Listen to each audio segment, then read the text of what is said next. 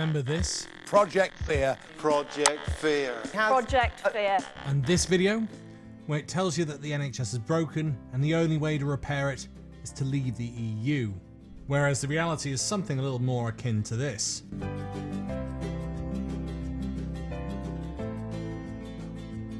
Nobody voted for fewer nurses. Since the decision to leave the EU, over 10,000 EU nurses have left the UK, with the Royal College of Midwives warning it could lose all of its EU midwives in the next decade.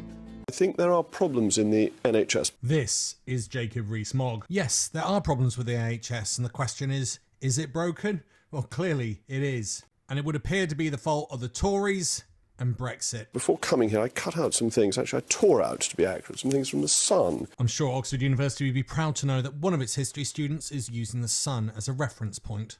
Which I think is extraordinary about what's happening in the NHS. So you've got 20 directors of lived experience on jobs of up to £115,000 a year, and £100,000 on lecturing doctors on how to correctly address pregnant trans men.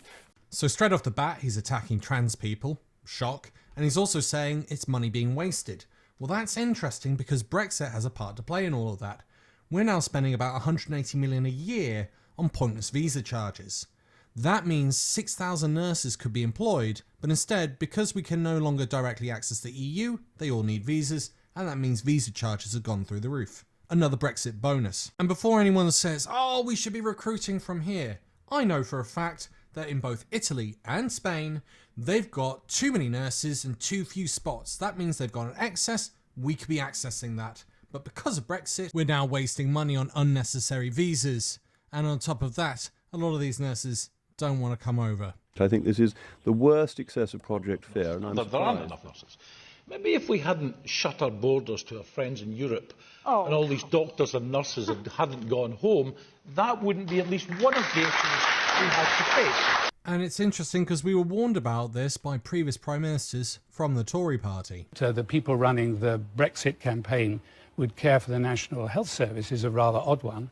I seem to remember, well, Michael Gove wanted to privatise it, Boris wanted to charge people for using it, and Ian Duncan Smith wanted a social insurance system. The NHS is about as safe with them as a pet hamster would be with an hungry python. But of course that's Project Fear. There's something else to bear in mind. That's 350 million a week, and that turns into 18.5 billion a year. Except that money isn't being paid into the NHS. It's still going over to Europe. As part of the divorce settlement, we're still paying into the EU, and as you can see in 2021, it was 7 billion that year. The next year was about 5.5, and in 2023, it's going to be about 3 billion. Yet these facts never get pulled up with idiots like Mogg. But the other thing, how much are they putting in a year? 3.5 billion. They are literally conning and lying the public, and the media is saying nothing about it. So let's go to the second problem, and that's the Tories themselves, with over a decade of underfunding the NHS. What do you think I might mean by that? Well, you keep hearing these snidey little comments coming out the Tory party about the NHS and how it needs to be changed, overhauled and gotten rid of. Second part of your question, but is it sustainable? I think the model of the NHS, as it was set up some 70 years ago, is sustainable for the future. You know, the world has changed and the NHS has not moved on. Any German you might know, or a French person, an Italian, you know, they have good healthcare systems, which were also challenged by the pandemic, but they seem to all be doing better than we are.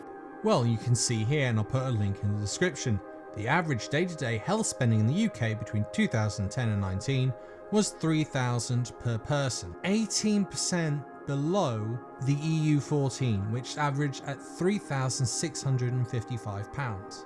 We're not putting enough money in, and yet you've got Mogg complaining about spending, and you've got Javid coming out and suggesting that it's the NHS's fault, it's the tax system's fault, it's the insurance scheme that we already have, and it's not.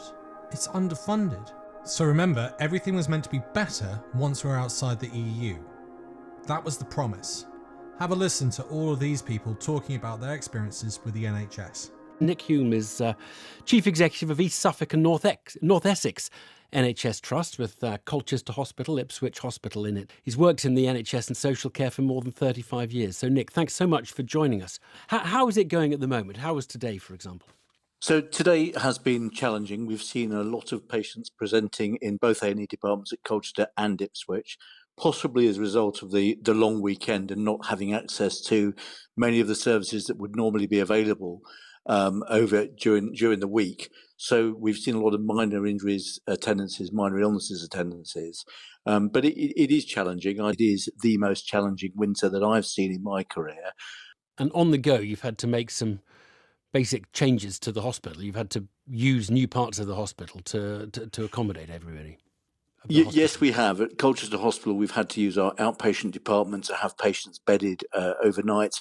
And at Ipswich, we've used our physio gym. A chap called Matthew Simpson, who talked about his wife, Teresa, who died waiting 16 hours at A&E. I mean, what do you say to a family like that who's had to wait all that time to get treated in our health service? Well, look, I didn't see the package, but obviously my enormous sympathies are with that family, and that's clearly not an acceptable length of time for anybody to wait. And I recognise that the health service is under pressure.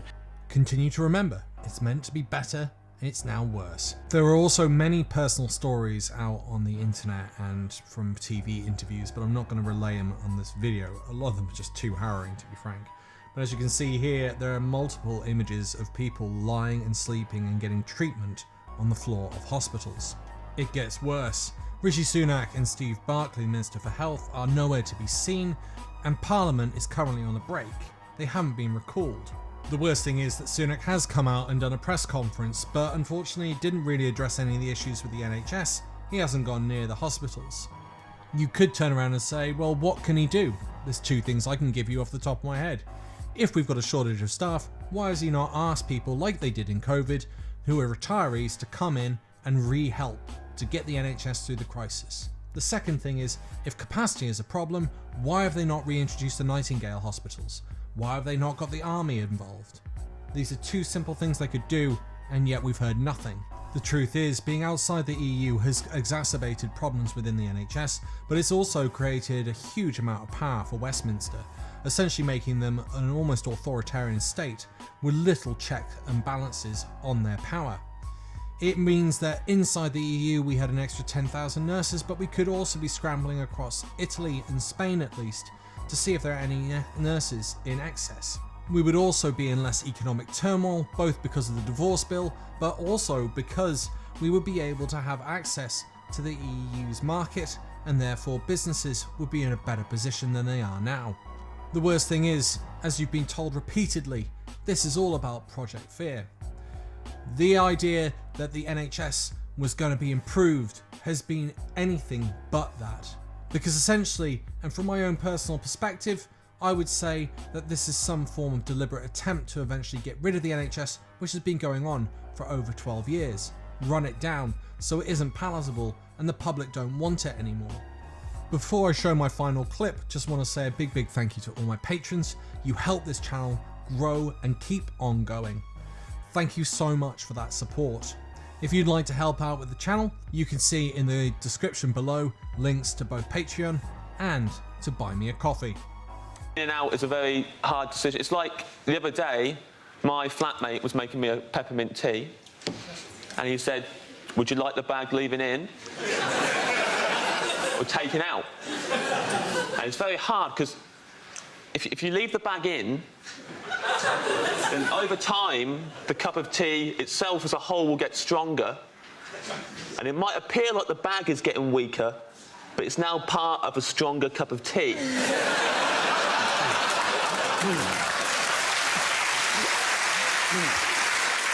Whereas, if you take the bag out, the tea is now quite weak, and the bag itself goes directly in the bin.